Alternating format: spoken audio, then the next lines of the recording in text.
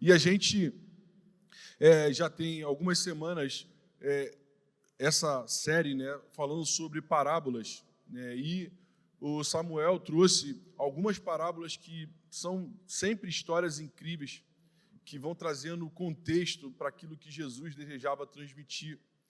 E ele falou sobre a parábola do samaritano ali, incrível, né, a história sobre como a gente deve, e Jesus usa personagens e usa coisas que faziam sentido para aquelas pessoas, né? Então usa ali falando sobre o sacerdote, sobre o levita, e o samaritano como sendo alguém que era tratado de forma meio que de lado, foi aquele que agiu da forma correta, foi generoso, deu o seu tempo, deu o seu cuidado, e deu a sua generosidade, pagou a conta, e então foi sensacional.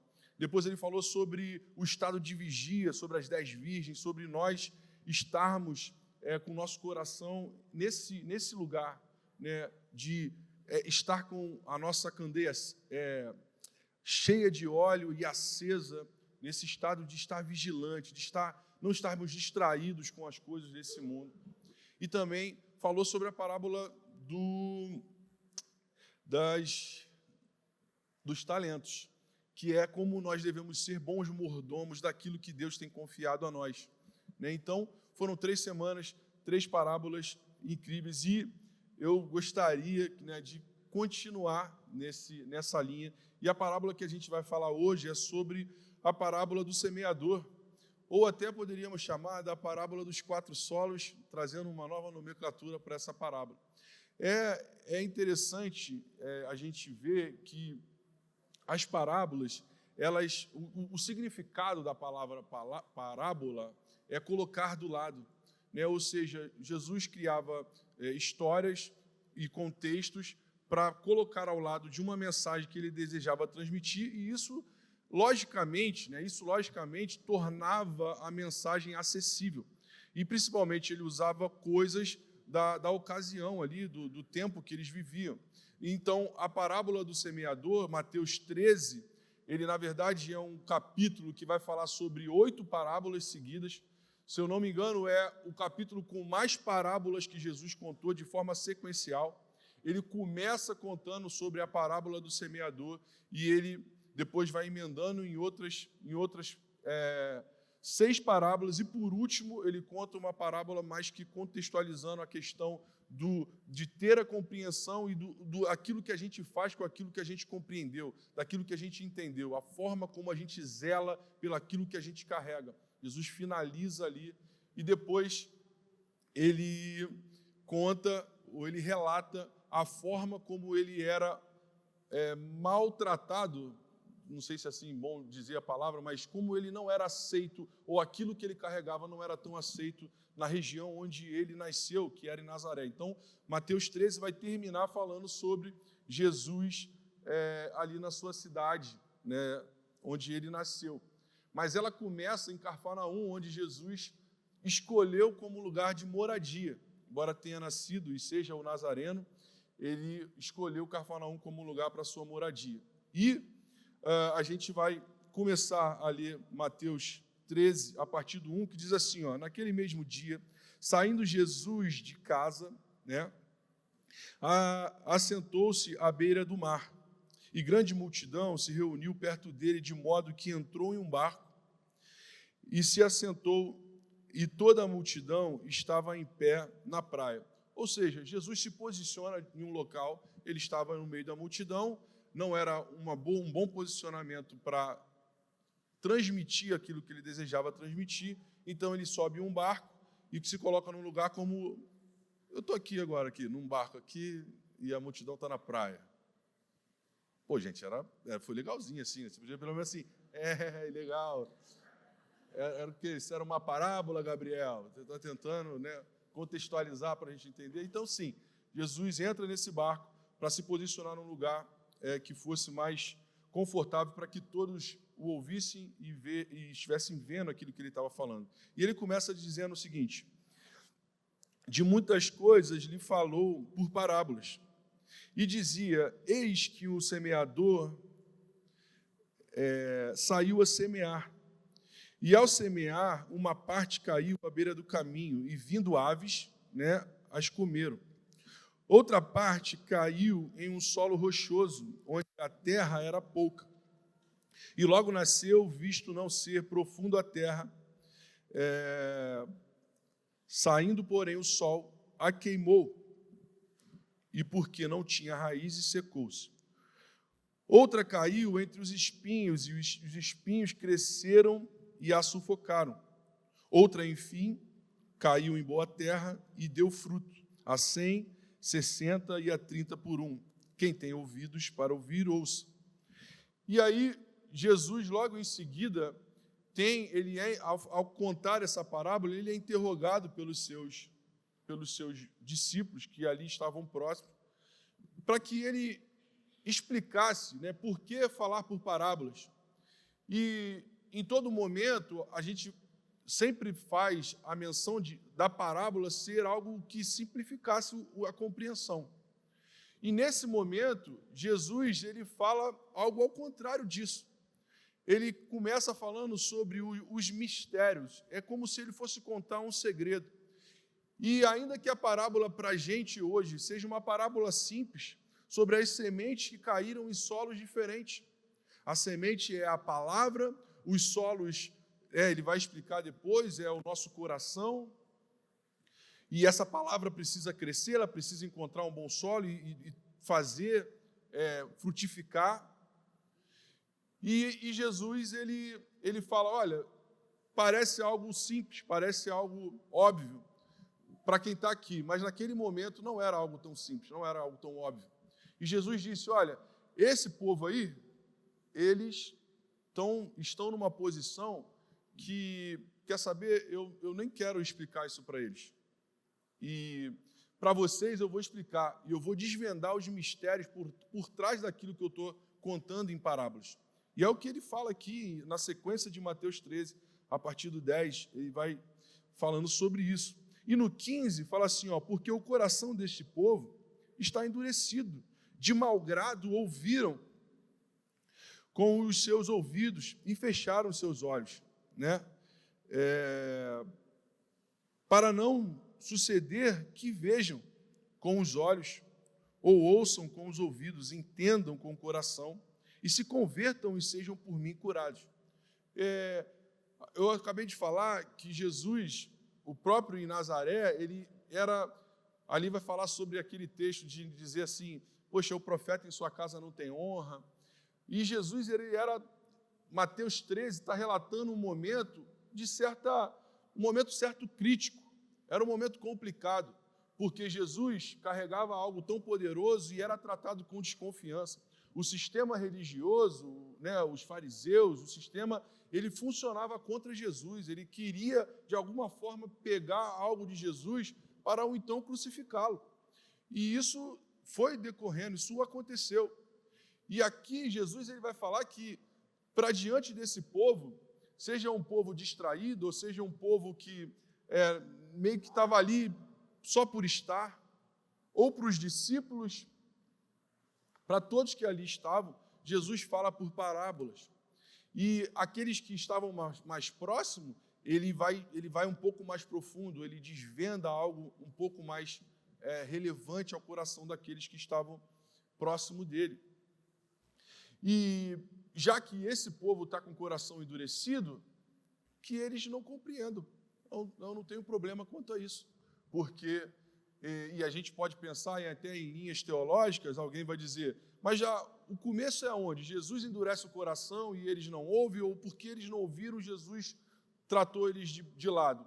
Não importa, a verdade é que se teologicamente você entende que o caminho foi Jesus endurecendo o coração, ou o caminho foi porque eles estavam tão endurecidos com a vida rotineira, a verdade é que aquele povo estava com o coração endurecido, não aceitou aquilo que Jesus estava falando, pelo contrário, tramava contra Jesus, tramava contra quem ele era.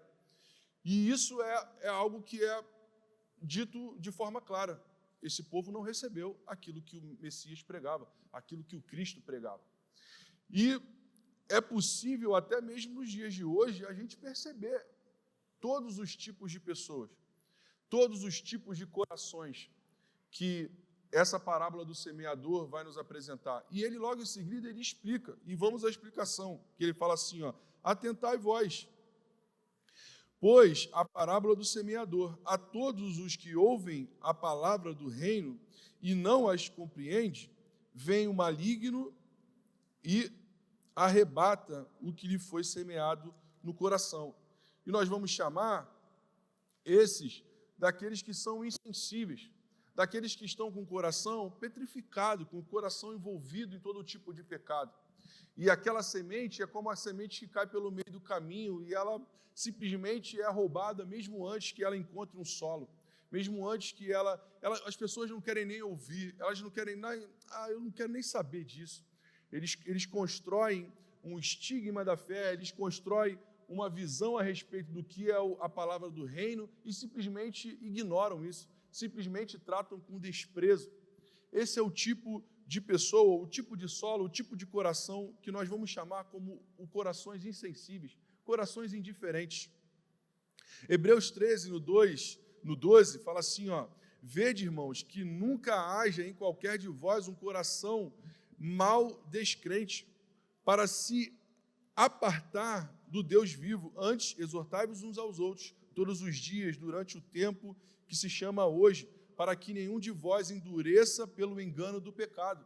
Ou seja, para que o nosso coração não seja enganado, é necessário a exortação mútua, é necessário um preparo, uma busca para que a palavra encontre um bom coração, encontre um lugar perfeito para o seu desenvolvimento. E ele continua explicando: este é o que foi semeado à beira do caminho. O que foi semeado em solo rochoso, esse é o que ouve a palavra, a recebe logo com alegria, mas não tem raízes, não tem raiz em si mesmo, sendo antes de pouca duração e lhe chegando as angústias ou a perseguição por causa da palavra, logo se escandaliza. Ou seja, esse a gente vai chamar do emocionado. São aqueles que recebem aquela semente, até de certa forma querem alguma coisa, mas não encontram nenhum tipo de raiz, não encontram nenhum tipo de solo que possa aprofundar raízes. Mas ele é o hype, ele e tal, mas logo vem a qualquer situação da vida, vem as angústias da vida, vem as questões da vida, ou até mesmo as questões que a palavra do reino, elas trazem sobre nós quando nós a carregamos. Existe uma responsabilidade, existe um zelo, existe algo que nós devemos fazer que torna essa palavra ou essa árvore algo necessário para o desenvolvimento dela. Nos traz responsabilidade, não nos isenta de responsabilidade. Então, nos deparar com isso faz com que pessoas de forma emocionada, ou que ali diante de um momento, um lapso, elas até tentam, mas não conseguem trazer o desenvolvimento. A gente colocou aqui, eles não entendem a essência da mensagem, é uma falta de perseverança. E diz assim a palavra, em 2 Timóteo 4,3: pois haverá o tempo em que não suportarão a sã doutrina, pelo contrário, cercar-se-ão de mestres segundo a sua própria cobiça, como se sentindo coceira nos ouvidos, e se recusarão a dar ouvidos à verdade, entregando-se a fábulas. Então, percebe que Jesus está aqui construindo um pensamento sobre um início, sobre algo que está começando. A parábola do semeador, ela não começa sendo contada usando um termo que, como se diz assim, tendo visto o resultado da parábola e coisa e tal. Ela é algo inicial. Jesus está falando que aquilo que ele estava ensinando era uma semente, e que os corações, como sendo essa terra, precisavam receber essa semente. E a partir de receberem e fazer essa semente crescer, se iniciava aquilo que era o reino de Deus. Se iniciava aquilo que era a palavra do reino em nós. Então era o começo de algo. Era um momento inicial. É Jesus plantando em nós a sua palavra. É Jesus semeando em cada coração a sua palavra. E continuando, o que foi semeado entre os espinhos é o que ouve a palavra, porém os cuidados do mundo e a fascinação das riquezas sufocam a palavra e fica infrutífera. Isso nós vamos chamar dos distraídos. Por que distraídos? Porque são aqueles que recebem a palavra, ela vai encontrando algum tipo de raiz, mas a distração do mundo, as coisas ao redor, as coisas dessa terra, aquilo que a terra pode oferecer, vai tomando muito mais o lugar daquilo que a palavra do reino deveria ter. A prioridade que a palavra do reino deveria ter em nossos corações, no terreno dos nossos corações, ela é substituída. As idolatrias sobre as coisas, principalmente aquilo que é dessa terra, aquilo que é passageiro. E olha o que diz 2 Coríntios 4,18.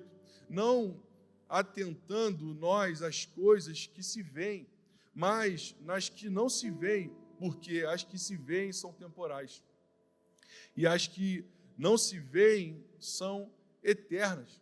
Ou seja, nós não podemos trocar ou fazer uma troca pelaquilo que é terreno ser substituído pelaquilo que é eterno. A palavra eterna, a palavra do próprio Deus, a palavra do reino, como aqui Jesus chama, ela precisa encontrar em nós raízes profundas para que ela cresça e que nada venha sufocar ou tomar o lugar de primazia dessa palavra. E isso é para o nosso próprio bem, se assim a gente pode dizer, né? É óbvio, isso é para o meu e seu bem, que essa palavra cresça. E por último, a gente vai falar sobre o terreno do coração, sendo o terreno do coração do semeador. E diz assim, mas o que foi semeado em boa terra é o que ouve a palavra e a compreende. Este frutifica, produz a 100, a 60 e a 30 por 1. Ou seja, aquele que tem o coração preparado para receber a palavra do reino, ele faz essa palavra encontrar raízes, como a gente tem falado, desenvolver essa árvore e frutificar, e dar frutos, a 100 por 1, a 30 por 1, a 60 por 1. E a gente tem em cada fruto, internamente, as suas sementes. Então, aquilo que a gente deixa a palavra tomar o seu lugar e ser desenvolvida e frutifica, naturalmente, aqueles que frutificam, eles tornam-se também participantes do momento de semear. Ou seja, nós nos envolvemos com aquilo que o semeador, que é Jesus, está realizando e participamos agora também como semeadores, como aqueles que estão divulgando essa palavra do reino. Existe essa responsabilidade sobre nós e hoje nós também trabalhamos junto a Cristo para dizer, existe uma palavra eterna, existe uma palavra do reino que precisa encontrar no seu coração um lugar para se desenvolver. E se você for olhar um fruto, né, a pergunta é, poxa, se você pegar uma maçã e jogar todas aquelas sementes fora, você vai matar aquelas sementes, mas uma maçã pode produzir milhares de outras maçãs a partir dela mesma. É como cada um de nós. A gente começa a frutificar e a partir dos nossos frutos, a partir daquilo que é gerado nessa palavra do reino crescendo em nossos corações, isso pode ser cada vez mais multiplicando, cada vez mais encontrando novos terrenos, e isso pode tomar um crescimento, né, a partir daquilo que nós recebemos e nós compartilhamos. E aqui termina a explicação e aqui termina a parábola do semeador, tratando sobre os tipos de solos, né? O solo é aquele que faz a semente crescer, porque a semente não muda. A palavra do reino semeada é a mesma para todos, mas aquilo ou a resposta que nós damos a essa semente é que muda todo esse cenário. A resposta que você tem dado, a resposta que você dá, aquilo que você tem recebido é que faz toda a diferença. Então a semente é a mesma, mas os solos precisam ser preparados. Isso tem a ver com cada um de nós, isso tem a ver com o nosso coração, isso tem a ver com a terra pela qual nós precisamos preparar para receber aquilo que Deus tem nos entregue. Amém? E que aqui sejamos sim uma igreja, um povo, que todos são esse lugar preparado para receber a palavra e desenvolvê-la e frutificarmos e desenvolvermos a nossa vida no Senhor. Amém? E o texto de Mateus 13, a continuação desse capítulo, ele vai contar as outras parábolas e ele vai trazer um contexto que demonstra que nós precisamos estar vigilantes, que existe um inimigo que atua contra aquilo que tem sido semeado em nossos corações, que existe um inimigo que atua contra nós, contra a igreja, contra o povo, contra o solo que recebeu a palavra do reino. E você vai perceber que a próxima parábola que Jesus conta é a parábola do joio, que ele diz que o inimigo, sendo uma espécie de imitador, ele vê o modelo que Jesus faz e ele começa a semear no campo, ele começa a semear na terra, né? E até mesmo em ambientes da igreja, a semear aqueles que vão começar a ter uma aparência de trigo, mas no fritar dos ovos são joio. E essa parábola Jesus ainda também explica, Jesus ainda traz uma explicação, assim como ele explicou a parábola do semeador, trazendo um contexto de que ele não arrancaria o joio, não começaria a realizar uma luta contra aquilo que era o joio. Mas ele diz, cara, aquilo que é o joio, a gente vai deixar crescer. Porque o nosso foco não é nessa luta, nessa guerra de querer dizer o que é joio e o que é trigo.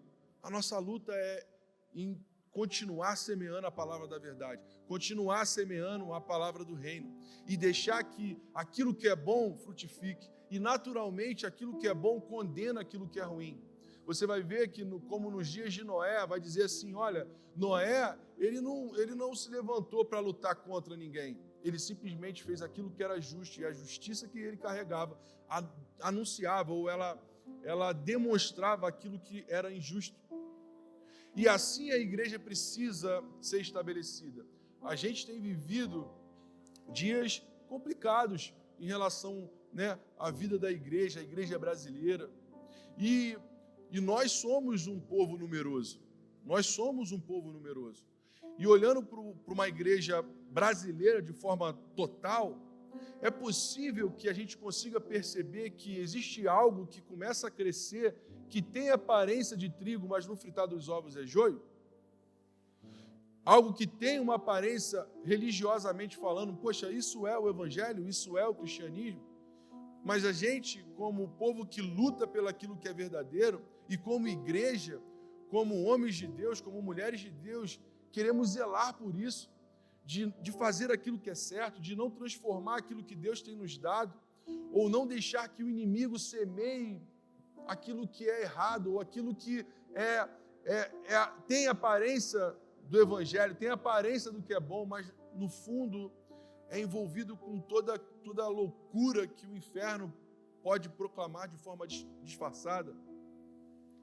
Então, Jesus ele começa algo, ele diz, olha, existe um início, essa semente é lançada, o início da palavra do reino, e logo em seguida, se essa palavra encontra um bom terreno e ela frutifica, ele vai dizer que o inimigo ele começa a fazer um outro trabalho, ele vai então dizer, então tá bom, já que vocês estão frutificando, a coisa está indo para frente, ele começa a disseminar aquilo que é falso, ele começa a estabelecer uma falsidade. Preste atenção, Jesus ele fala a um povo, ele fala a uma multidão, mas na sua parábola do semeador, ele demonstra que 3/4 daquilo que foi semeado fica pelo caminho, e que apenas 1/4 daquilo que foi semeado encontra solo bom, porque ele fala sobre 4 sementes lançadas em 4 solos diferentes, e 3 solos não dão frutos, apenas um solo.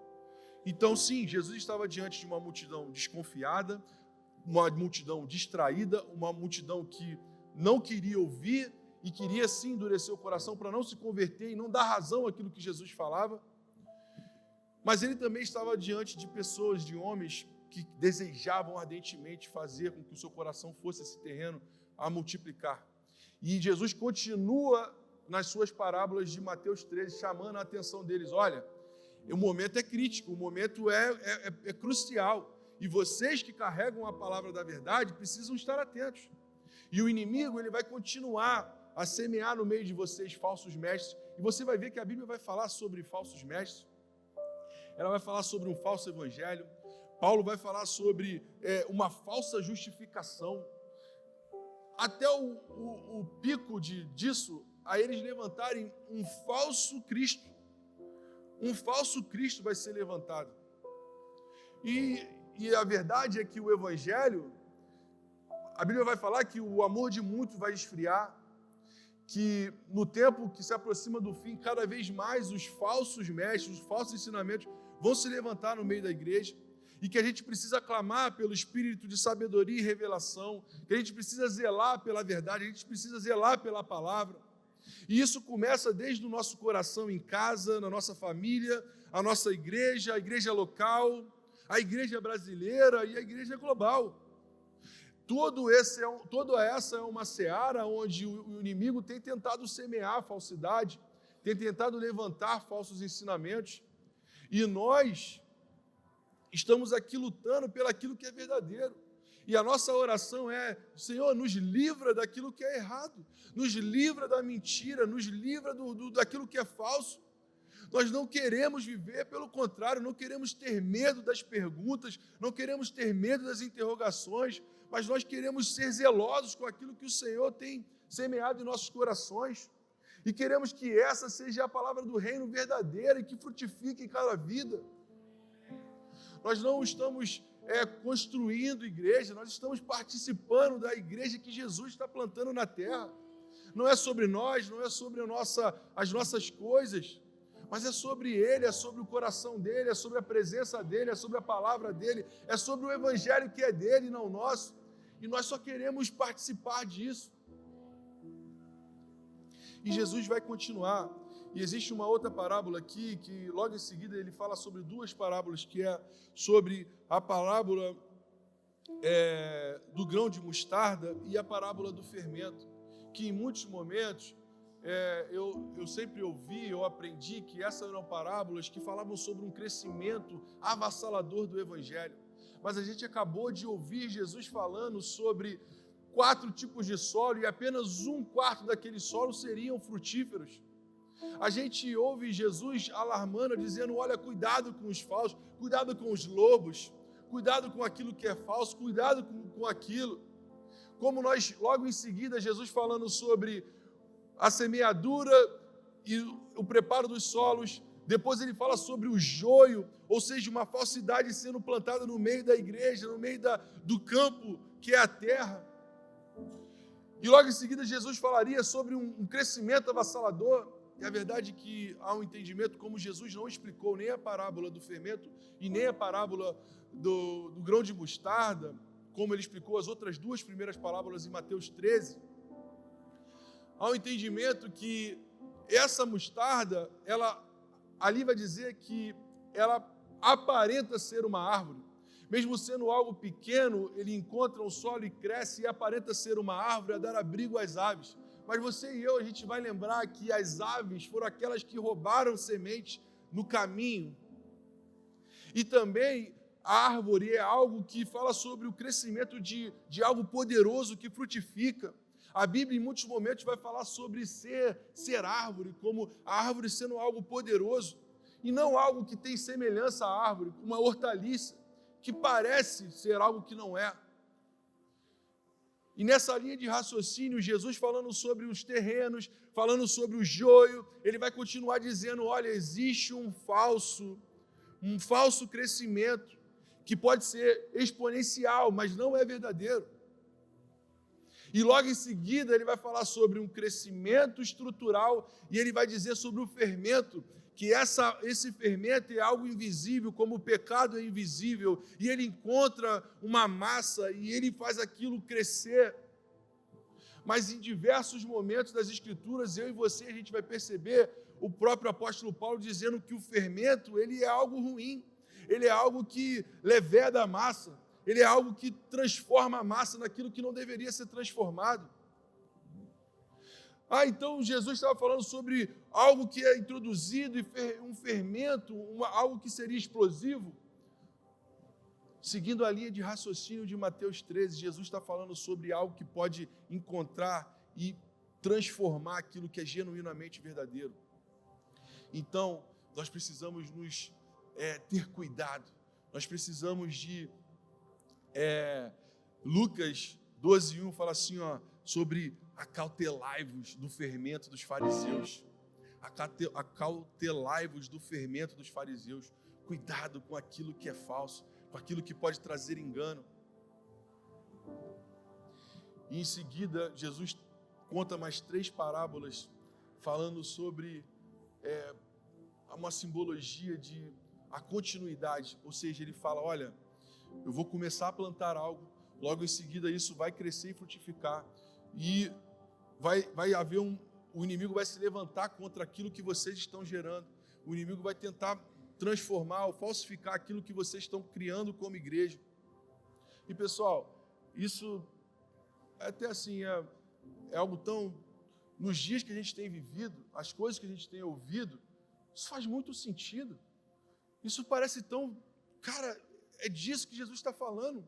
Sobre algo que tem aparência e que no final é algo tão perverso, é algo tão ruim, algo que está trazendo confusão. E Jesus termina falando sobre o tesouro escondido, e a gente vai ler que em 1 Coríntios 10:32, há uma separação aqui, portai-vos de modo que não dê escândalo, nem a judeus, nem a gregos e nem a igreja de Deus. Ou seja, como se eu tivesse três tipos de pessoas, ou 3 separações claras aqui. E as 3 últimas parábolas falam sobre a pérola, fala sobre a rede que é lançada, e a rede são as nações. Ele vai falar sobre algo semelhante a separar a cabra, né, os cabritos, os bodes das ovelhas. Ele vai falar sobre separar aquilo que é bom e aquilo que é ruim, aquilo que é joio e aquilo que é trigo. Mas a verdade é que essa palavra é lançada sobre a terra. O campo é essa terra. O campo é esse mar onde a rede é lançada. E ele traz para perto todos. Em algum momento, aquilo que é bom ou ruim vai ser separado. Na consumação dos séculos, isso vai acontecer. E é isso que a última parábola que Jesus vai contar ali está falando. Sobre essa rede lançada sobre a terra. E ela também vai falar sobre a pérola. A pérola é algo que nasce do sofrimento. A igreja é essa pérola. A igreja... Aí você vai falar assim, poxa, Gabriel, mas a pérola encontrada e o tesouro escondido não seria o próprio reino que nós deveríamos buscar? A verdade é que não há o que você faça, não há dinheiro no mundo que compre o reino. Não há dinheiro na terra, não há aquilo que nós possamos gerar que compre o reino. Nós fomos comprados com o sangue de Jesus. Fomos nós que fomos comprados pelo seu próprio sangue. Ele que nos adquiriu para ele. Não nós que vamos fazer algo que venha produzir de nós mesmos, que venha comprar o reino. Jesus ali está falando sobre o resultado desse semear, o resultado do avanço desse evangelho. E sim, Salmo 135 vai falar que Israel é o tesouro escondido de Deus. Israel é esse povo que está sobre a terra espalhado, que tem sim um coração, um lugar especial no coração de Deus. É o povo que Deus escolheu para si, é o que ele desejou. Então, os judeus, né, aqueles que ele tem no seu coração um lugar especial, a sua igreja, que é essa pérola que nasce no lugar de dificuldade às vezes, no lugar de dor, a pérola nasce de um trauma, e nós estamos aqui, nos desenvolvendo como essa pérola. Ela nasce perfeita, ela não precisa ser lapidada, né? Assim, não precisa como um diamante ou algo. A pérola já é preciosa por si só, ela nasce ali daquele lugar. E quantos de nós estamos passando por situações da vida nessa terra, passando por situações que às vezes a gente pergunta, uau, o porquê disso tudo? E no fritar de tudo, Jesus vai falar, Deus vai falar, a Bíblia vai nos ensinar, olha, tem de bom ânimo, essa estação da era da vida de vocês é um tempo difícil, eu passei por dificuldades, vocês também vão passar. Aqui há luta, aqui há choro, mas existe um momento que isso não mais vai ter, que isso não mais vai existir. E a igreja é esse lugar preparado para anunciar quem Jesus é, preparado para continuar semeando a palavra do reino.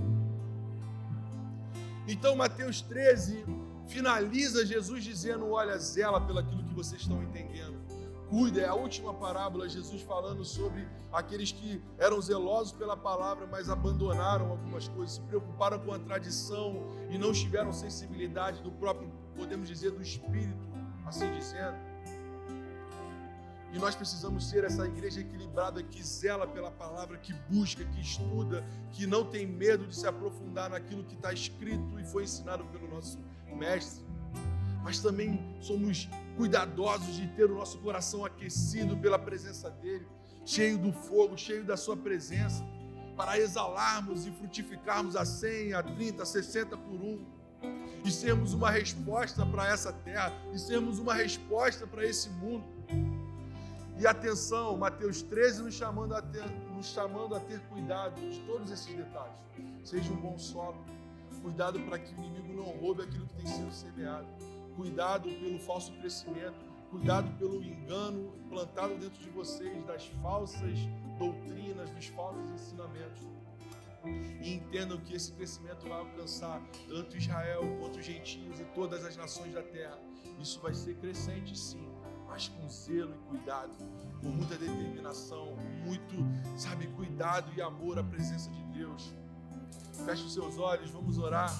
Comece a orar ao Senhor, dizendo o seguinte: ei, Senhor, nos livre daquilo que é falso.